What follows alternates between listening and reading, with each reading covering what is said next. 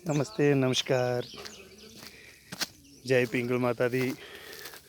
अज अस चलने पिंगल माता, बड़ा खूबसूरत इलाका ते बहुत ही दिखने योग्य। असें सारें गी मौका ते नहीं थ्होंदा, पर कोशिश करनी चाहिए सारें। अगर मन बनाई लिया तो फिर माता दा न्योता जेह्ड़ा सारें गी पुज्जी जंदा ते असें सारें गी माता दे दरबार च आना चाहिए, दर्शन करने चाहिए।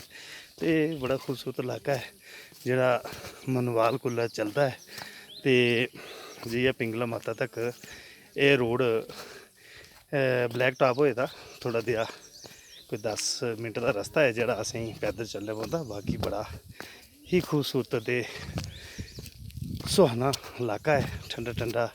रामनगर सारा जड़ा है इत्थों दा नज़र आंदा, उधमपुर दी सिटी जिहड़ी है ओह् लभदी है ते उच्चे उच्चे दूर प्हाड़ जिहड़े न ओह् भी लभदे न ते बड़ा खूबसूरत इलाका है। दिक्खो ते एह् अस जिहड़े न इसलै पद यात्रा उप्पर न। काफ़ी अच्छा महसूस होआ दा ते तुसें सारे लोकें कोशिश करनी चाहिए। असें अपने जेह्ड़े देवस्थान तीर्थ स्थान न इत्थै जाना ते इनें बढ़ावा देना है।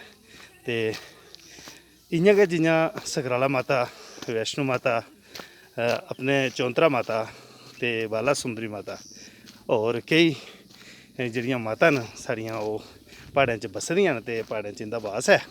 ते बड़ा खूबसूरत इलाका है, चीड़ां ते हरियाली जिहड़ी है बड़ी ज़्यादा दिखने च लब्भा दी है। दिक्खो चीड़ां, किन्ना प्यारा इलाका है, वाह क्या खूबसूरती है।